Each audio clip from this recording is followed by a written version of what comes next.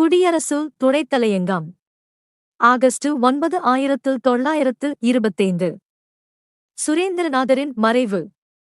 வங்கத்தின் முடிசூடா மன்னன் என அழைக்கப்படும் ஸ்ரீ சுரேந்திர நாத பானர்ஜி வியாழனன்று மண்ணுலகினின்று மறைந்தார் என்ற செய்தியைக் கேட்க மிகுந்த விசனத்தில் ஆழ்கிறோம்.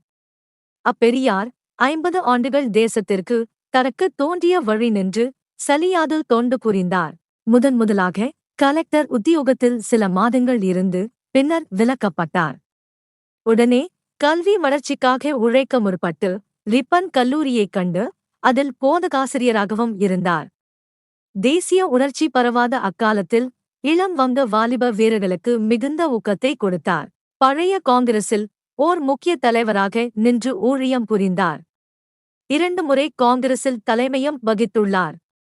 ஒத்துழையாமை தோன்றிய காலத்தில் நம் தேசமானது அவ்வியக்கத்திற்கு தயாராக இல்லை என பலர் கருதியது போல் சுரேந்திரநாதரும் கருதி மிதவாத கொள்கையையே பின்பற்றி வந்தார்.